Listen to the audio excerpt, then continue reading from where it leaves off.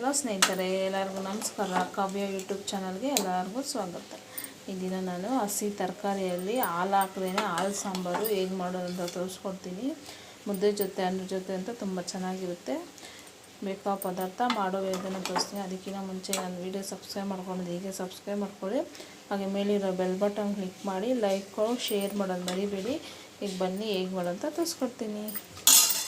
ಮಾಡುವ ವಿಧಾನ ಮತ್ತು ಬೇಕಾದ ಪದಾರ್ಥ ತೋರಿಸ್ಕೊಡ್ತೀನಿ. ನಾನು ನೋಡಿ ಹಸಿ ಕಾಳಿನಿಂದ ನಾನು ಇದನ್ನು ಹಾಲು ಹಾಕ್ದೇ ಹಾಲು ಸಾರು ಹೇಗೆ ಮಾಡೋಂತ ತೋರಿಸ್ಕೊಡ್ತೀನಿ.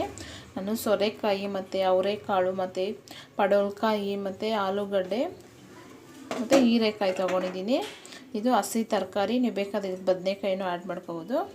ಈ ಮಸಾಲೆ ಗ್ರೈಂಡ್ ಮಾಡ್ಕೊಳೋಕ್ಕೆ ಸ್ವಲ್ಪ ಬೆಳ್ಳುಳ್ಳಿ, ನಿಮ್ಮ ಖಾರಕ್ಕೆ ಅನುಗುಣವಾಗಿ ಒಣಮೆಣಸು, ಸ್ವಲ್ಪ ಕಾಯಿ ತುರಿ, 1 ಸ್ಪೂನ್ ಆಗೋಷ್ಟು ದೊಡ್ಡ ಸ್ಪೂನ್ ಆಗೋಷ್ಟು ಕಡಲೆ ಬೀಜ ತೊಗೊಂಡಿದ್ದೀನಿ. ಹಾಗೆ ಸ್ವಲ್ಪ ನೋಡಿ ಇಷ್ಟಾದರೆ ಸಾಕು ಮೆಣಸು. ಈಗ ಹೇಗೆ ಮಾಡೋದು ತೋರಿಸ್ಕೊಡ್ತೀನಿ. ಮೊದಲು ನಾವು ತರಕಾರಿನ ಬೇಯಿಸಿಟ್ಕೊಳ್ಳೋಣ. ಹಾಗೆ ರುಚಿಗೆ ತಕ್ಕಷ್ಟು ಉಪ್ಪು, ಒಗ್ಗರಣೆಗೆ ಸಾಸಿವೆ, ಕರಿಬೇವು. ತರಕಾರಿ ಬೇಯಿಸ್ಕೊಳೋಕ್ಕೆ ನಾನು ಕುಕ್ಕರ್ ತೊಗೊಂಡಿದ್ದೀನಿ. ನೀಟಾಗಿ ವಾಶ್ ಮಾಡಿ ತರಕಾರಿನ ತೊಗೊಂಡಿದ್ದೀನಿ. ಈಗ ನೋಡಿ ನಾನು ಕುಕ್ಕರ್ಗೆ ತರಕಾರಿ ತೊಗೊಂಡಿದ್ದೆ ಅದನ್ನು ಸೇರಿಸ್ಕೊಂಡು ಈಗ ಉಪ್ಪು ಸೇರಿಸ್ಕೊತೀನಿ. ನಿಮಗೆ ಸಾಂಬಾರು ಎಷ್ಟು ಅದಕ್ಕೆ ಬೇಕೋ ಅಷ್ಟು ಉಪ್ಪು. ಈಗ ನಾನು ನೀರು ಸೇರಿಸ್ಕೊತೀನಿ ನೋಡಿ. ಅಂದರೆ ತರಕಾರಿ ಬೇಯಬೇಕಲ್ಲ, ಅದರಿಂದ ನೀರು. ಈಗ ನಾನು ಕುಕ್ಕರ್ ಲಿಡ್ ಕ್ಲೋಸ್ ಮಾಡಿ 1 ವಿಸಿಲ್ ಇಲ್ಲ 2 ವಿಸಿಲ್ ಬಿಟ್ಕೊತೀನಿ. ಈಗ ನಾನು ನೋಡಿ ಕುಕ್ಕರ್ ಲಿಡ್ ಕ್ಲೋಸ್ ಮಾಡೀನಿ. 1 ಇಲ್ಲ ಅಥವಾ 2 ಬರಲಿ. ನಾವು ಅಷ್ಟರಲ್ಲಿ ಮಸಾಲೆ ಗ್ರೈಂಡ್ ಮಾಡ್ಕೊಳ್ಳೋಣ. ಈಗ ನೋಡಿ ಮಸಾಲೆ ಗ್ರೈಂಡ್ ಮಾಡ್ಕೊಳೋಕ್ಕೆ ನಾನು ಮಿಕ್ಸಿ ಜಾರ್ ತೊಗೊಂಡಿದ್ದೀನಿ. ಸ್ವಲ್ಪ ಬೆಳ್ಳುಳ್ಳಿ ಮತ್ತು ನಾವು ಖಾರಕ್ಕೆ ಅನುಗುಣವಾಗಿ ಒಣಮೆಣಸು ಹಾಗೆ ಕಾಯಿ ತುರಿ ತೊಗೊಂಡು ಅದನ್ನು ಸೇರಿಸ್ಕೊತೀನಿ. ತುಂಬ ಚೆನ್ನಾಗಿರುತ್ತೆ. ಹಾಲು ಹಾಕೋದೇ ಹಾಲು ಸಾಂಬಾರು. ನೋಡಿ ಮೆಣಸು, ಕಡಲೆ ಬೀಜ ತೊಗೊಂಡಿದ್ದೆ ಅದನ್ನು ಸೇರಿಸ್ಕೊತೀನಿ. ಈಗ ಇದನ್ನ ನೈಸಾಗಿ ಗ್ರೈಂಡ್ ಮಾಡ್ಕೊಬರ್ತೀನಿ ನೋಡಿ ನೀರು ಹಾಕ್ಕೊಂಡು. ಈಗ ನೋಡಿ ನಾನು ಮಸಾಲೆನ ನೈಸಾಗಿ ನೀರು ಹಾಕ್ಕೊಂಡು ಈ ಥರ ಗ್ರೈಂಡ್ ಮಾಡ್ಕೊಬಂದಿದ್ದೀನಿ. ಈಗ ಇದು ಮಸಾಲೆ ರೆಡಿಯಾಗಿದೆ. ಈಗ ನಾವು ತರಕಾರಿ ನೋಡೋಣ. ತರಕಾರಿನ ವಿಸಿಲ್ ಬಂದು ಮತ್ತು ಕುಕ್ಕರ್ ತಣ್ಣಗಾಗಿದೆ. ಈಗ ನೋಡೋಣ ಬನ್ನಿ. ಈಗ ನೋಡೋಣ ನೋಡಿ ತರಕಾರಿ ಎಲ್ಲ ಬೆಂದಿದೆ.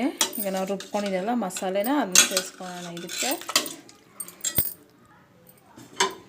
ನಾನೀಗ ರುಬ್ಕೊಂಡಿರೋ ಮಸಾಲೆನ ಸೇರಿಸ್ಕೊತೀನಿ.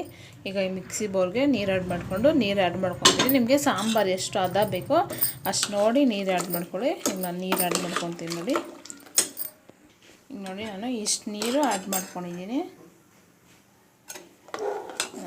ಅಂದರೆ ಸಾಂಬಾರು ಸ್ವಲ್ಪ ಗಟ್ಟಿಗೆ ಮಾಡ್ಕೊತಾ ಇದ್ದೀನಿ ನಾನು 1 ಟೈಮ್ಗೆ ಆಗೋಷ್ಟು. ಅದಕ್ಕೆ ನೋಡಿ ಎಷ್ಟು ನೀರನ್ನ ಸೇರಿಸ್ಕೊಂಡಿದ್ದೀನಿ ನಾನು. ಈಗ ನಾನು ಸ್ಟವ್ ಆನ್ ಮಾಡಿ ಒಂದು 5 ಮಿನಿಟ್ಸು ಈಗ ಚೆನ್ನಾಗಿ ಇದನ್ನ ಕುದಿಸ್ಕೊತೀನಿ. ಯಾಕಂದರೆ ನಾವು ಹಾಕಿರೋ ಮಸಾಲೆ ಎಲ್ಲ ತರಕಾರಿಗೆ ಹಿಡಿಬೇಕಲ್ಲ, ಅದರಿಂದ ನಾನು ಒಂದು 5 ನಿಮಿಷ ಕುದಿಸ್ಕೊತೀನಿ ಚೆನ್ನಾಗಿ.